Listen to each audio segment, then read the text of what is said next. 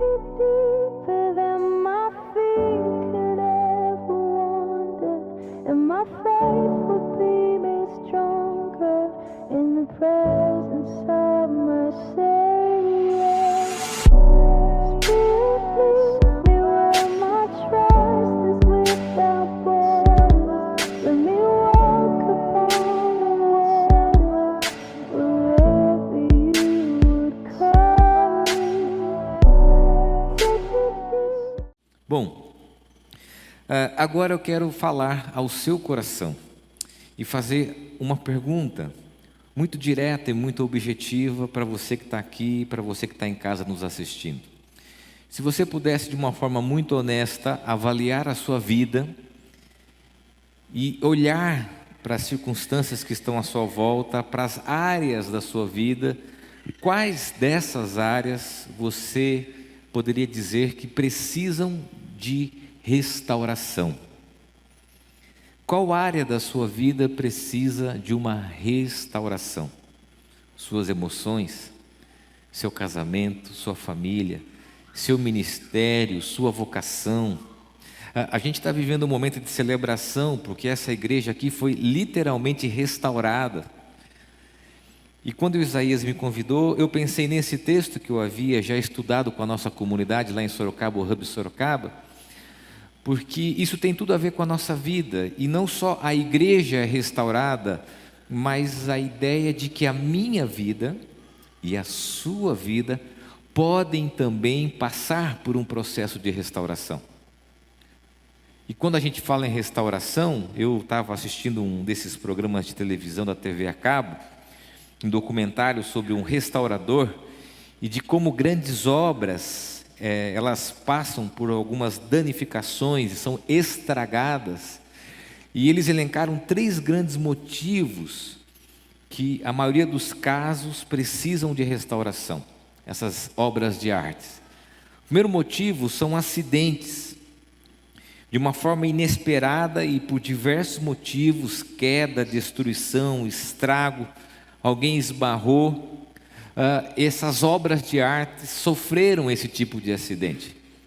E a alusão aqui, a nossa vida, é por algum episódio, alguma atitude, algum gesto, alguma palavra que gerou esse incidente na minha e na sua vida, ao ponto de que a gente possa avaliar que eu e você, a gente precise de restauração. Olhe para a sua vida e perceba que talvez algum incidente aconteceu, alguma coisa que você não esperava, não planejava, trouxe uma certa destruição, marcas, ao ponto de que houveram situações que você pode dizer que precisam ser restauradas. Agora, esse documentário também fala que algumas obras de arte, elas precisam de restauração porque foram expostas ao tempo, a uma má conservação, expostas à chuva, o calor, o frio. E aí, em alusão à nossa vida, a gente pode dizer que o relacionamento que é exposto à rotina, ao tempo, aos anos, que perde-se a paixão, que perde-se a alegria e que de alguma maneira a gente percebe que se esfria, porque é exposto ao tempo. Então nós temos acidentes não planejados, temos o tempo, e temos também o reparo inadequado. São pessoas que buscam produtos inadequados, material inadequado, errado, para restaurar essas obras de arte. Em alusão à nossa vida, às vezes nós tentamos sarar e curar da forma equivocada, conselhos errados, atitudes erradas, posturas erradas, para tratar algo que precisa de um melhor conceito e de uma melhor maneira para ser restaurado. Então, quando a gente olha para esses cenários da nossa vida e a gente reconhece que nós precisamos de restauração, a gente também tem que reconhecer esses 3 motivos que expõem a nossa vida a essa necessidade. Talvez tenha acontecido algo com você que você não tenha esperado. Talvez o tempo tenha exposto você a esse sentimento de que você precisa passar por essa restauração. Ou talvez simplesmente Você foi ferido, machucado por um reparo inadequado. E quando a gente pensa em restauração no tema bíblico, a gente não tem como não pensar no texto de Neemias, no capítulo 1, do versículo 1 ao versículo 11. Eu vou ler com você essa narrativa e, partindo desse livro, dessa história bíblica, nós vamos ter, através da vida de Neemias, um exemplo num processo de restauração que começa com uma experiência pessoal do próprio Neemias. Nós vamos ler do capítulo 1, do versículo 1 ao versículo 11. Eu quero fazer um convite para você aqui. Você que já diagnosticou, já olhou, já percebeu que alguma área da sua vida precisa passar por uma restauração, leia o livro de Neemias.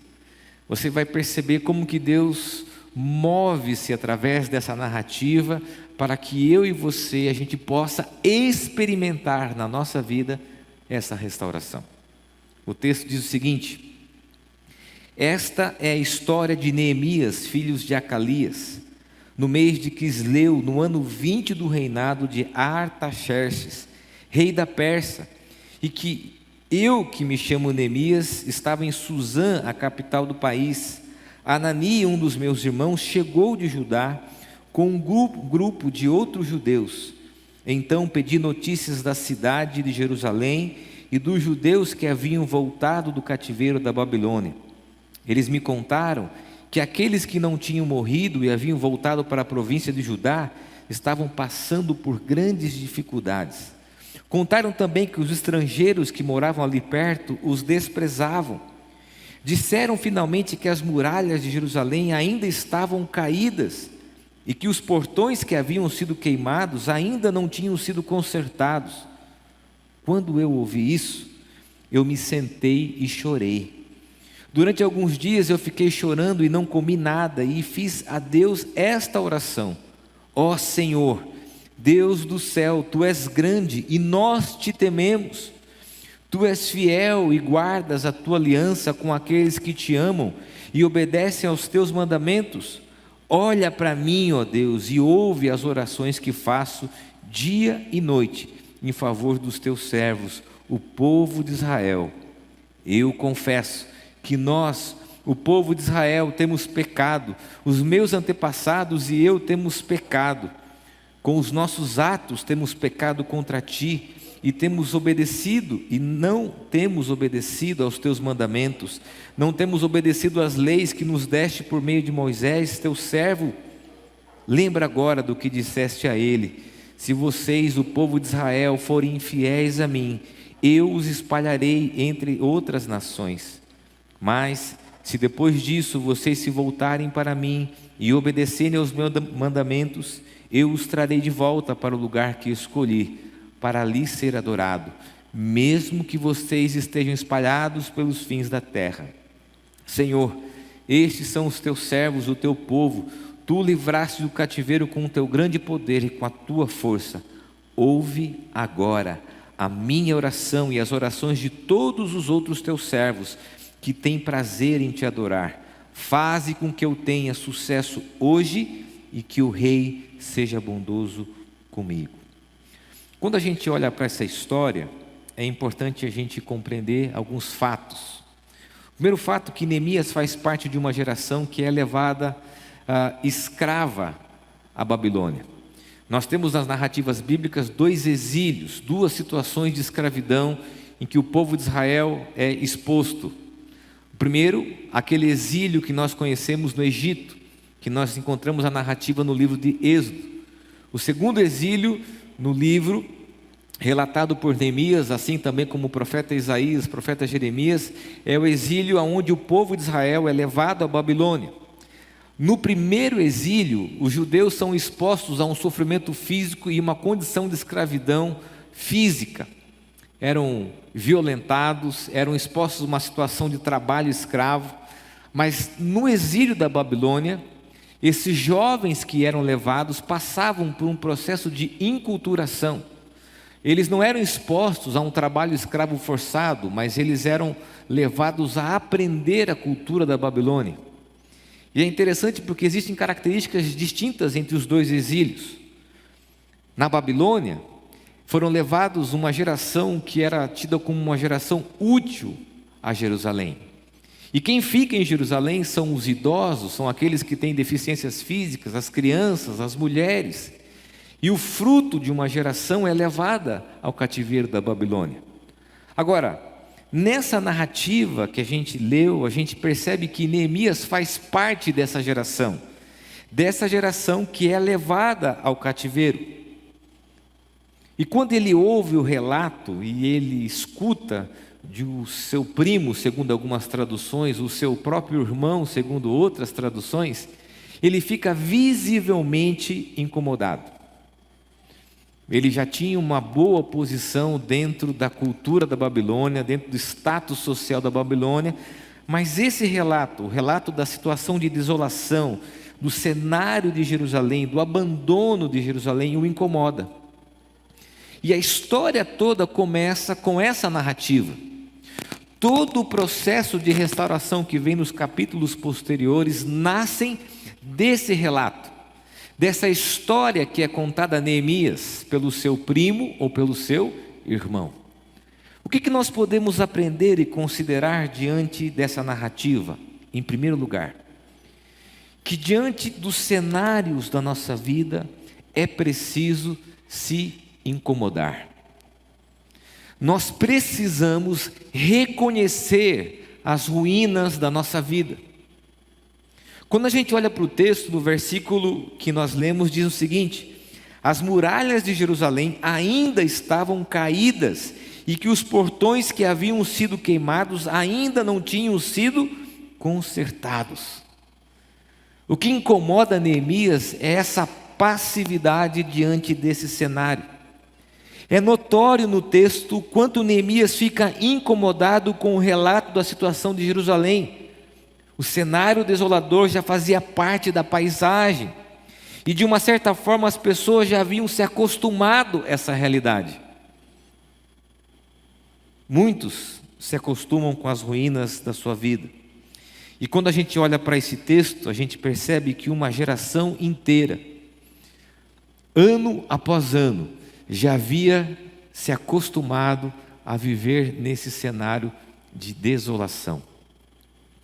Tem um programa que eu gosto muito na TV a cabo que chama Acumuladores. Já assistiu esse documentário, esse programa? Uma das coisas que mais incomodam a gente, e eu faço sempre essa pergunta: como que alguém vive no meio desse lixo? Como que alguém vive no meio dessas ruínas? É exatamente esse sentimento que Neemias tem quando ele ouve esse relato. Como assim vocês ainda estão vivendo diante dessas ruínas? Vocês precisam reconhecer o caos que está à sua volta. Interessante que no processo terapêutico daquela equipe que trabalha nesse programa, é tirar o morador para que de alguma forma possa se despedir dos seus utensílios e reconhecer a situação caótica na qual ela está vivendo. O texto nos ensina que é preciso, de alguma maneira, reconhecermos as ruínas da nossa vida e isso causar em nós um incômodo.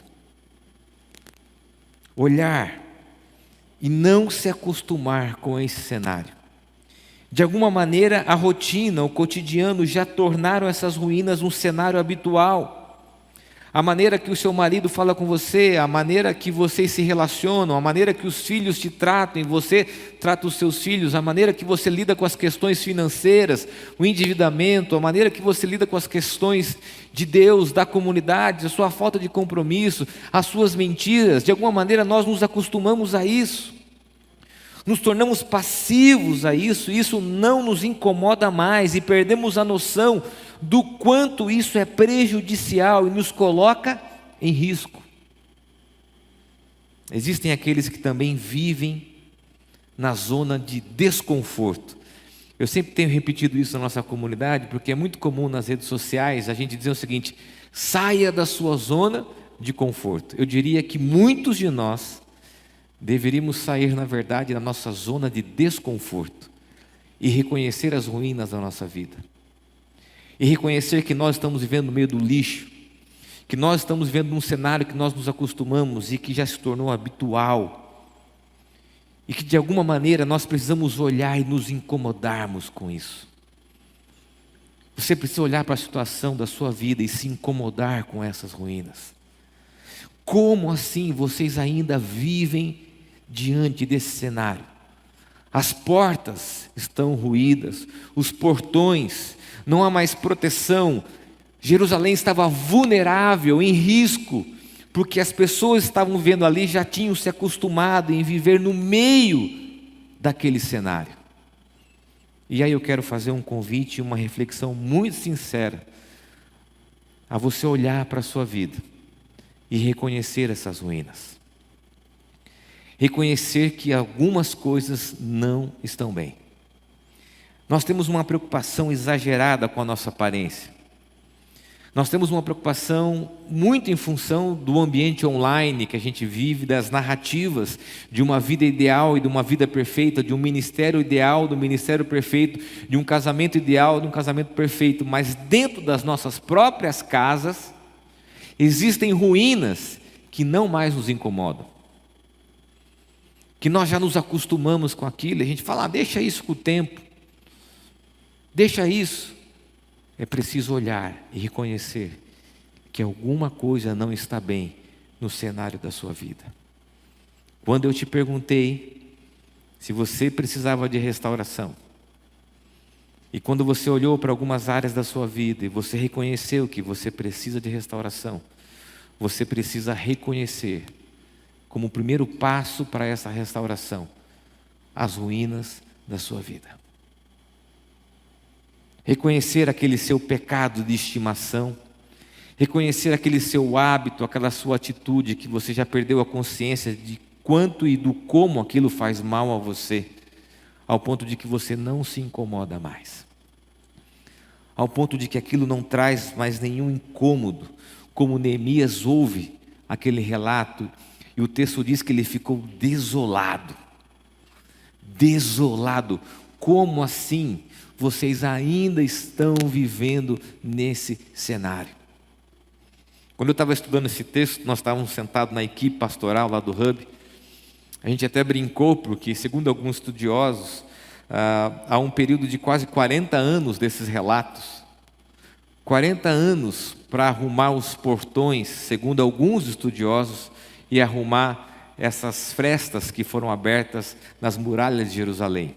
É mais ou menos o mesmo tempo que um homem leva para trocar o chuveiro queimado, não é isso? 40 anos.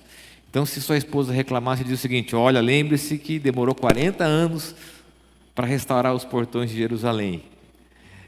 Essa passividade que nós temos em relação a essas ruínas, esse sentimento de que de alguma forma já nos acostumamos a viver no meio de tudo isso, coloca a nossa vida em risco e coloca a gente diante de um péssimo hábito. Quando nós nos acostumamos, preste bem atenção, e eu vou falar isso 2 vezes para você prestar bem atenção no que eu gostaria de te ensinar. Quando nós nos acostumamos a viver em meio às ruínas, só nos resta a murmuração e a reclamação. Não somos nós que fizemos tudo isso, alguém deve fazer isso. E na verdade, quando a gente estuda a história bíblica, a gente vai perceber que os religiosos culpavam os líderes políticos, os políticos culpavam os religiosos, aqueles que ficavam culpavam os mais jovens que tinham sido levados, e ninguém resolvia a situação, e só murmuravam, lamentavam e reclamavam da condição em que viviam. Quando a gente não se incomoda com a sujeira na nossa casa, com a quantidade de lixo absurdo que nós acumulamos, nós vamos nos acostumar em viver ao meio ao caos, e vamos nos acostumar a viver uma vida de murmuração e reclamação. Agora, há um segundo princípio diante dessa narrativa que eu me coloco e coloco você nesse desafio: é preciso reconhecer os nossos erros. Interessante esse conceito de reconhecimento dos erros, porque Neemias faz a seguinte oração do versículo 6: olha para mim, ó Deus, e ouve as orações que faço dia e noite em favor dos teus servos, o povo de Israel. Eu confesso, olha só, eu confesso que nós, ele se coloca nesse processo, o povo de Israel, temos pecado. Os meus antepassados e eu temos pecado. Ele poderia dizer o seguinte: olha, eu não estou lá. Eu saí de lá muito jovem, na minha juventude, adolescência, e eu não tenho nenhuma responsabilidade com esse cenário de desolação que ficou para trás.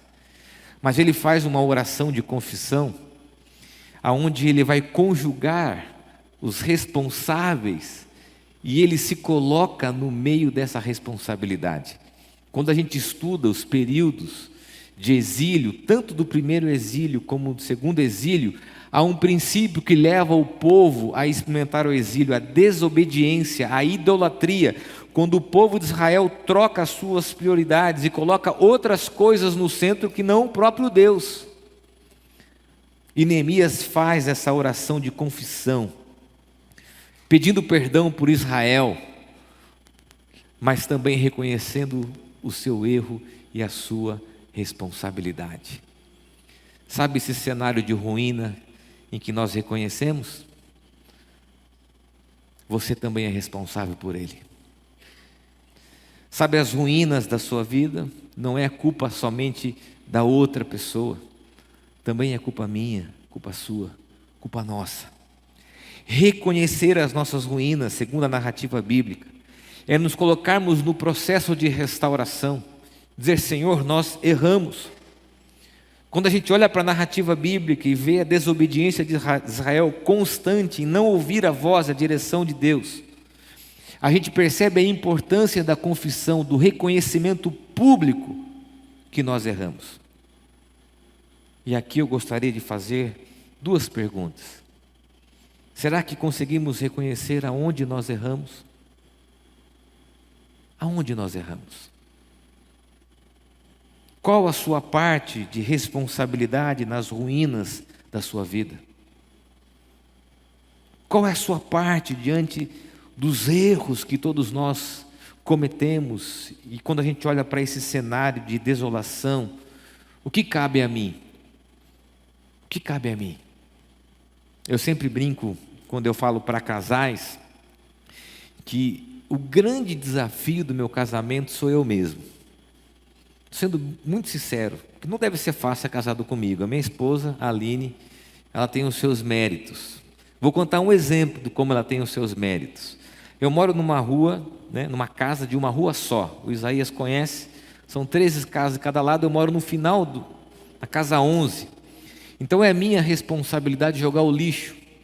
Só que como eu moro no final da rua, ou eu levo a pé, ou eu faço como a maioria dos homens fazem. Coloca no bagageiro do carro e vai até o portão, coloca o lixo e vai embora. Os meus filhos jogam futebol, o Theo e o Luca, o mais velho e o mais novo, tenho também um Enzo, filho do meio. E aí, numa dessas saídas eu aproveitei, vou levar os meninos, jogo o lixo no portão. Nós homens temos uma noção rápida de logística, de aproveitarmos o tempo e tudo mais, praticidade. Só que o horário estava apertado, nós entramos no carro, coloquei o lixo no carro e fomos. Só que eu me esqueci de jogar o lixo.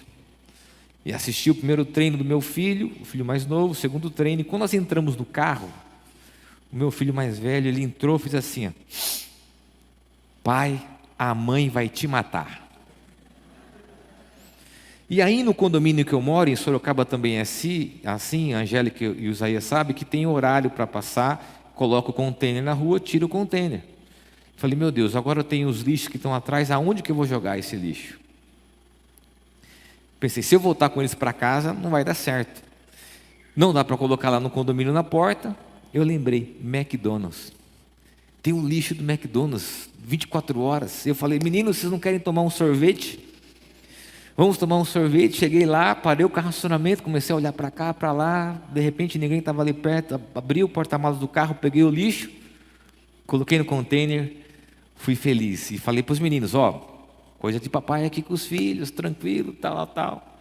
O Luquinha era bem novinho, chegou em casa e falou: mãe, Acabamos de tomar sorvete no McDonald's. A minha mulher esperta, né? Como assim? 11 horas da noite tomando casquinha do McDonald's? O que aconteceu? O mais novo: o papai precisou jogar o lixo no container. Aí o olho da Aline abriu assim: como assim? Essa história eu conto, se você imagine que depois eu fiquei meses jogando o lixo da forma correta, pegando o lixo e caminhando até o portão, caminhando, não mais levando. Agora meu filho está maior, ele faz isso, responsabilidades divididas, ok? Já terceirizei essa responsabilidade. Mas o grande desafio do meu casamento sou eu mesmo. Eu preciso reconhecer as minhas manias, os meus defeitos. Eu preciso reconhecer que parte dessas ruínas cabe a mim. Neemias podia se isentar de tudo isso e dizer: olha, a culpa é de quem ficou. Olha, me trouxeram para cá sem a minha vontade, eu não tenho parte nenhuma com isso. Você pode olhar para o seu marido e achar que ele é o grande culpado pelas tragédias e pelo cenário de ruínas do seu casamento. Você pode olhar para a sua esposa, para os seus filhos. Você pode olhar para o seu chefe, para a situação política do país, mas parte das ruínas da sua vida são suas responsabilidades. E você precisa se incluir nelas. 1 João capítulo 1, versículo 9. Mas se confessarmos os nossos pecados a Deus, Ele cumprirá a sua promessa e fará o que é correto. Ele perdoará os nossos pecados e nos limpará de toda maldade. Há uma coisa muito interessante naquele programa que a gente chama de acumuladores aqui no Brasil. É quando aquela equipe toda tira todo o lixo da casa, coloca o lixo em algumas mesas e faz com que a pessoa se despeça daqueles utensílios, item por item. Eu não sei você, mas quando eu olho isso, eu faria o seguinte: eu pegaria aquela pessoa, levaria ela para passear, enquanto ela está passeando, a gente aproveita aqui, faz um mutirão como esse que a gente viu no vídeo. Me dá uma agonia, eu falo: mas por que alguém não toma uma iniciativa rápida e tira essa pessoa e limpa a casa? Porque no processo terapêutico, aquela mulher ou aquele homem precisa reconhecer que aquele lixo acumulado é responsabilidade dela, e ela precisa se despedir item por item, para que ela não volte a acumular depois. Olha que interessante, isso tem um princípio. Um princípio para mim e para a sua vida: reconhecermos que muito daquilo que precisa de restauração, que você identificou no início dessa mensagem como algo que precisa passar por essa experiência, é sua responsabilidade. Você tem parte nisso e você precisa reconhecer. Há uma terceira e última consideração que nós chamamos do movimento de restauração de Deus. É preciso voltar-se para Deus. Dentro da compreensão do que nós chamamos ser profetismo, os profetas constantemente, logo após colocarem o povo diante do alerta da desobediência, dizem: olha, se vocês não se voltarem para Deus. E esse movimento é não só um movimento de ir para trás, não é essa a ideia da volta para trás, mas é no sentido de colocar Deus no seu devido lugar. Versículo 9 diz assim: mas se depois disso vocês voltarem para mim, aqui é um oráculo, Deus dizendo isso através de Neemias, e obedecerem os meus mandamentos, eu os trarei de volta para o lugar que escolhi para ali ser adorado, mesmo que vocês estejam espalhados pelo fim da terra. Deus não restaurou o seu povo apenas uma ocasião, você sabia disso?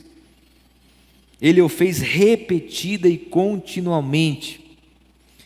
Neemias salienta esse movimento antes de pedir que seja bem sucedido. No final do texto ele pede para que ele seja bem sucedido, especialmente para convencer o seu chefe de acordo com essa missão. Mas o movimento correto é voltar-se para Deus, para pedir a intervenção divina, a quebra desse ciclo de desobediência. E quando nós olhamos para o Evangelho, a gente percebe que é Jesus que vai quebrar esse ciclo constante de desobediência, exílio,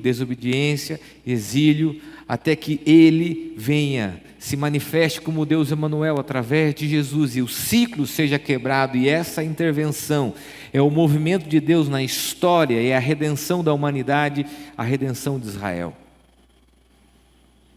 Qual é a aplicação desse movimento de nos voltarmos para Deus? Preste bem atenção. Aos olhos humanos, muitos cenários são irreversíveis, muitas ruínas são irreversíveis, mas preste bem atenção, Deus, a partir de Cristo, pode restaurar a sua vida. Deus, a partir de Cristo, pode restaurar os seus relacionamentos. Deus, a partir de Cristo, pode restaurar a sua família. Há uma frase do Tim Keller que eu gosto muito, que diz o seguinte: o Deus de amor e perdão pode perdoar e restaurar qualquer e todo tipo de pecado, não importa quem somos e também o que fizemos. É preciso olhar para os cenários e reconhecer essas ruínas, se incomodar. É preciso reconhecer os nossos erros e é preciso voltarmos para Deus, para a pessoa de Jesus. Voltarmos à essência, aquilo que é importante para que essa intervenção de Deus na nossa vida possa trazer de fato a restauração plena. E eu quero fazer aqui uma conexão importante com os dias atuais. Semana passada eu fui falar para um grupo de pastores e a pergunta era dessa palestra: daqui para frente, como será a nossa vida nesse período pós-pandemia? A gente está olhando para frente, a gente não quer mais ouvir falar sobre lockdown, muitos já não aguentam mais a máscara, muitos já não aguentam mais o distanciamento. A gente olha para a pandemia e a gente tem uma ansiedade absurda de virarmos a página para aquilo que tem à frente. Não é verdade? Mesmo que durante a pandemia a gente tenha dito que nós nos tornamos mais solidários, que a gente aprendeu a valorizar mais isso, mais aquilo, nós sabemos que nós, seres humanos, nós somos incapazes de aprender com a história. Tanto isso é verdade que nós estamos cometendo um erro muito grave e que vai nos custar muito caro, que é pegar a pandemia e colocar o bem-estar da nossa vida como um substituto daquilo que nos fez distantes. Então tem muita gente hoje, nesse mundo pós-pandêmico, que está dizendo o seguinte: bom, eu fiquei muito tempo fechado dentro de casa, então eu quero curtir a vida, eu quero o meu bem-estar, eu quero curtir as pessoas, só que elas se esquecem que uma das lições da pandemia é a nossa vulnerabilidade.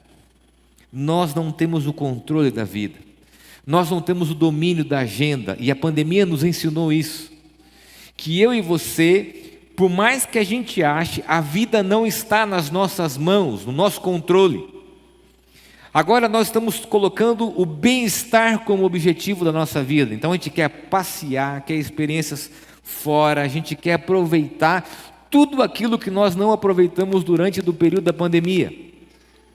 Só que isso vai nos custar caro, porque o bem-estar, assim como qualquer outra coisa, não nos traz o senso de realização que somente o próprio Deus e a pessoa de Jesus pode nos dar. E quando nós falamos aqui nos voltarmos para Deus, não adianta nada a gente deixar a pandemia para trás. Assim como nos ciclos de exílio do Antigo Testamento, sem colocar Deus no devido lugar. A desobediência levou o povo ao primeiro exílio, a desobediência levou o povo ao segundo exílio. Eu diria que a nossa vida se viu num ambiente de vulnerabilidade, de descontrole na pandemia, e nós estamos achando que ainda temos um controle que nós não temos. E nós estamos colocando no lugar de tudo isso essa busca de bem-estar, que na verdade deveria ser o próprio Deus. Sabe o que nós deveríamos estar fazendo agora, nessa pergunta daqui para frente? Dobrando os nossos joelhos e dizendo: Senhor, nós entregamos nas tuas mãos a nossa vida. Sabe o que nós deveríamos fazer nesse mundo pós-pandemia? Dizer: Senhor, está aqui a minha agenda. Senhor, está aqui os meus planos, está aqui os meus sonhos. É isso que nós deveríamos estar fazendo agora. Nos voltarmos para Deus e colocarmos na nossa vida no lugar devido aquilo que Ele deveria ocupar, o centro. O centro. Não o nosso próprio bem-estar, não a nossa própria individualidade, mas voltarmos nosso coração para que Ele possa restaurar de fato todas as coisas no seu devido lugar. Eu quero terminar essa mensagem fazendo um desafio a você. Um desafio de voltar o seu coração para esse processo de restauração. Se incomodar profundamente com esses cenários da sua vida. Reconhecer, a Bíblia chama isso de arrependimento. Mas voltar-se para Deus e para a pessoa de Jesus. Colocando a sua vida, o seu casamento, a sua família, os seus filhos, a sua esposa, o seu marido, o seu trabalho, a sua vocação, os seus sonhos, os seus planos diante do Senhor. Diante do Senhor. Eu quero convidar você a fechar os teus olhos, a colocar a sua vida diante de Deus. Eu sei que nós homens, nós não gostamos muito de DR. Se tem uma coisa que o homem não gosta, é de DR. Só que nós homens precisamos parar de negar certas ruínas na nossa vida. Seu casamento não está bem, preste atenção nisso, reconheça. A sua família não está bem, reconheça as suas ruínas. Para experimentar a restauração de Deus, é fundamental que a gente diga que o cenário está em ruínas. É preciso que você coloque o seu coração diante de Deus e diga: Senhor, assim como Neemias, me perdoa. Eu reconheço que eu faço parte desse processo e que eu errei. É preciso que a gente se coloque diante disso, abrindo o coração. E mesmo que talvez você diga: Senhor, mas eu não fui eu. Se coloque no processo para que Deus, através da sua vida, através da minha vida, comece uma restauração plena e completa. E é preciso que a gente coloque diante do Senhor e diga: Senhor, está aqui a minha família, está aqui o meu trabalho, está aqui a minha vida financeira, está aqui os meus filhos, está aqui o meu casamento, está aqui minha vocação, está aqui o meu ministério. Eu preciso do Senhor. Eu preciso do Senhor. Sem negar, sem sublimar, sem trocar. Reconhecer que nós precisamos da intervenção do Senhor. Deus fez uma obra maravilhosa através da vida de Neemias. Neemias conseguiu mobilizar pessoas, Neemias conseguiu fazer com que as pessoas se conectassem diante de um propósito, uniu grupos diferentes. Mas tudo isso foi possível a partir do momento que aquilo incomodou profundamente o coração dele, dizendo assim: não pode ser possível. Como que alguém vive assim? Como que alguém vive nesse cenário? Como que alguém se acostumou a se alimentar, a viver, a morar num ambiente desse? E Deus está dizendo para você que esse local, esse lugar que você está vivendo precisa de restauração.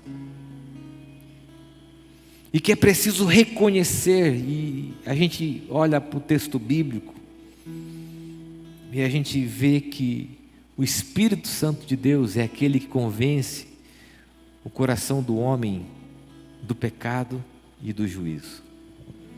E eu tenho a certeza que esse Espírito está soprando sobre o seu coração e sobre a sua mente a necessidade de você reconhecer as suas ruínas. reconhecer que precisa de ajuda. Essa semana eu ouvi alguém dizendo: peça ajuda antes de pedir socorro. Peça ajuda antes de pedir socorro.